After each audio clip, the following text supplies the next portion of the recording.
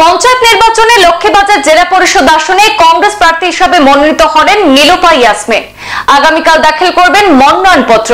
দলীয় মনোনয়নপত্র হাতে পাওয়ার পর সকলের দোয়া এবং আশীর্বাদ কামনা করেছেন।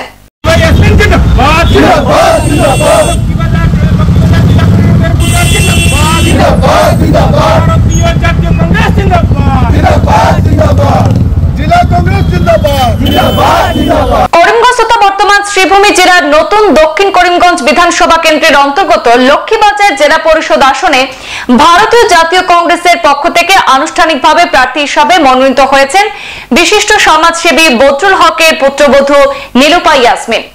আগামীকাল শুক্রবার তিনি তার মনোনয়নপত্র দাখিল করবেন। এ প্রসঙ্গে তার প্রতিনিধি এবং করিমগঞ্জ জেলা কংগ্রেসের সহ সভাপতি বদরুল হক এক আন্তরিক বার্তায় জানিয়েছেন, আমাদের ইচ্ছা ছিল দলের সর্বস্তরের নেতাকর্মীদের নিয়ে একটি বিশাল র্যালির মাধ্যমে মনোনয়নপত্র জমা দেব, কিন্তু বর্তমান সময়ে গোটা দেশে ওয়াকফ সংশোধনী বিল বাতিলের দাবিতে প্রবল প্রতিবাদ চলছে।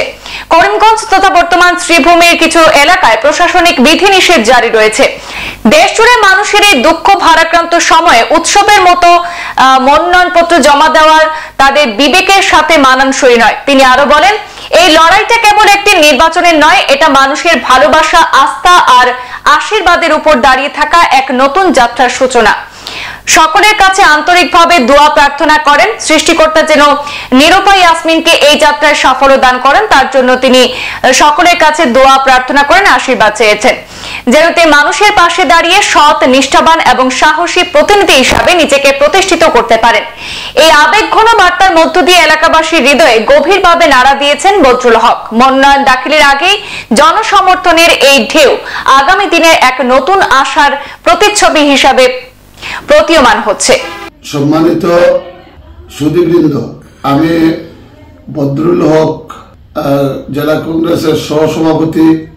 গতকাল আমার পুত্রবধূ নীলুপা ইয়াসমিন ভারতীয় জাতীয় কংগ্রেসের টিকিট গ্রহণ করেছেন। আমি এই টিকিট গ্রহণের পর আমি প্রত্যেকের কাছে পৌঁছে গিয়ে আমি নমিনেশনে যাওয়ার আমন্ত্রণ করার ইচ্ছা ছিল, কিন্তু সময় স্বল্প থাকায় আপনাদের কাছে পৌঁছানো সম্ভব হলো না। তাই আমি ক্ষমা প্রার্থী।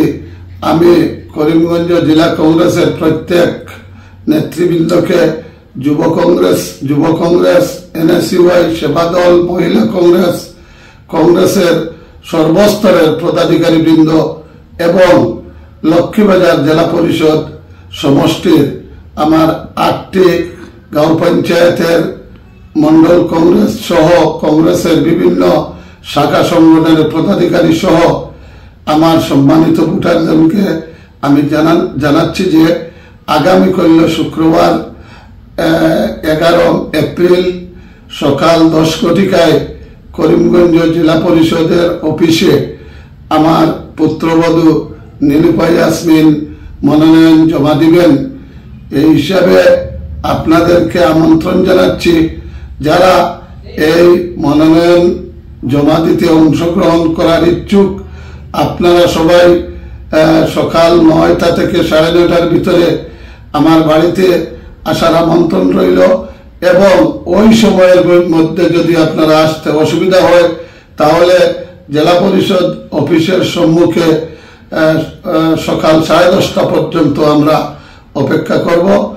এরপর আমরা আপনাদের দোয়া আশীর্বাদ নিয়ে আমার পুত্রবধূর মনোনয়ন জমা দিব। ধন্যবাদ। সংবাদ এ পর্যন্তই। ফিরছি পরবর্তী অন্যান্য আপডেট নিয়ে। ধন্যবাদ।